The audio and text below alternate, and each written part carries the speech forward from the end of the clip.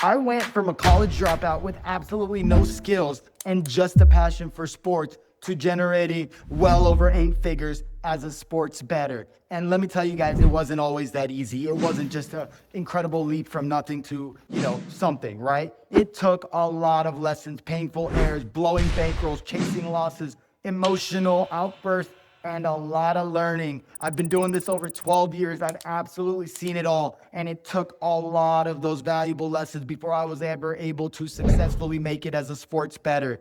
The reality is that if you guys try to do this on your own, it's extremely difficult. But if you have the right people, the right mentors, the right people in place to help you, to guide you through the process, it will make it very, very easy for you to be successful. Every bet you place feels like it could hit, but more often than not, it doesn't.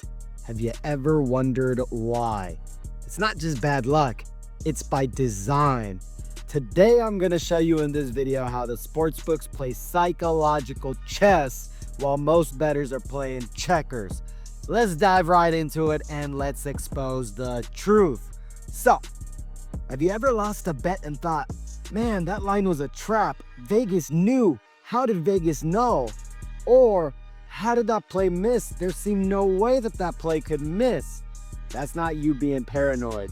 That is you actually catching on to the right things. Sportsbooks use psychology, crowd behavior, perception, and bias to set lines that look like free money to the public, but are built in to bait the average bettor who doesn't know better.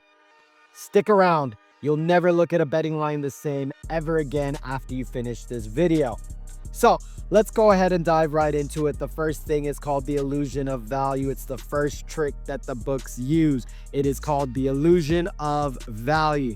Books hang lines that feel too good to be true, like a 3-win team on a hot streak, all of a sudden getting a pick'em against a really bad team. You think you're getting a discount, you think the book's made a mistake, but you're actually walking right into the trap. It's like a mouse with some cheese in the corner and a trap, and the mouse walks right in to get the cheese, and then boom, it meets its fate. They know these are the places that the public will flock. They set these numbers in to pull in 70 or 80% or greater of the action, and then once they get the money in, the trap has been set and the bait has been taken. Then the obvious pick ends up flopping, the books make a bunch of cash, and the public is out a bunch of cash. It's not always about accuracy, it's about manipulating perception, and that is what the books do a very, very good job. So the second trick that the books do a phenomenal job of utilizing is a tool known as recency bias. Recency bias is one of the sharpest tools the books use. Team A just blew out Team B last week. Books know 80% of bettors are going to remember it. Maybe it was a primetime game, or maybe there's a lot of articles and media coverage on it, and they know that. So they shade the line accordingly. You bet based on what just happened, and they profit because you forget that in sports betting, what just happened rarely happens again. That is known as the trap of recency bias. Now, let's talk about something else, all right? Let's talk about public perception and name brand team. Think about this. Why do teams like the Cowboys, the Lakers, or the Yankees always seem a little overpriced? They're always a little juiced, right? Because sports books are taxing the brand. Public bettors bet on teams they know, they love, and they like to watch. Lines are inflated on high-profile teams. That's just the reality of it. You're not betting on a stat sheet, you're betting on a narrative. Books exploit that, and casual fans fall for it every single day. Stop taking name brands every single time they're available just because they're on national television, or it's a team that you like, or maybe it's even a team that you hate, because you are paying an unnecessary tax that the books are collecting on you. Next, let's talk about the trap game. You've seen it before, you've heard the term before, and it's something that's wildly popular. It is known as the trap game. Number 7 ranked team is a 1-point dog to an unranked team. Happens all the time in college sports. It looks suspicious, and that is the point. Books dangle these trap lines, not because they're being generous, but because they want you to overthink it. They want you to focus all your time and attention on it. The truth? Sharp Money often created that line. The books had nothing to do with it. It's not a trap that the book set out intentionally. It's just looking like one, but in reality, it's a setup.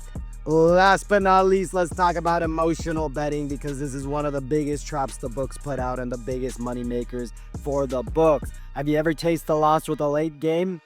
Parlayed 5 straight favorites because you feel good today? Sportsbooks thrive on emotion. They are waiting for you to get emotional, and they love emotional creatures that bet with them. They bank on impatience, they bank on ego, and they bank on people having the need and the desire to win it all back right away. They know when you're tilted, and they know that you're gonna go off script. And when people go off script, the books make money. That is why the disciplined bettors, the ones who stay grounded, stay data driven, beat them long term, because they're not chasing, or they're not looking to get their balance back to what it was the morning that they woke up of. And that is a major, major key. Now that you guys know all these traps that the sports books are setting out to mess with your psyche and to make money off of you, you can now be a smarter bettor. So you're probably asking, how do you beat them, right? Recognize the game behind the game. Avoid emotional betting. Question every line and start fading the hype. Most importantly, learn to think like a sports book. If everyone sees value, there's usually no value at all. Don't be the public, be the anomaly, and you will be a winner long term. All right, guys, if you found this video helpful, hit that like button down below, hit the subscribe button, and drop a comment below. The more love you show me, the more videos I will drop. And comment below, what's the worst trap bet or game that you've ever fallen for? I'll respond to every comment. Let's talk betting psychology. I'll see you guys in the next video. Let's get rich off sports, baby. Let's go. Listen, sports betting is not an easy game, and I understand it because I've been there and I've done that, right? If you want to take a shortcut and stop having to figure all the tough things out and create your own data models and probability models and dealing with statistics and all the stuff that comes with it, I have a very easy shortcut for you. Join my community. I've got thousands of members that simply copy and paste my plays. I spend the hard-earned money, the hard-earned time, and I do all the hard work to find the value on the board every single day. All you have to do is just copy and paste my plays. If you guys are interested in that or even want a free play, check the description down below.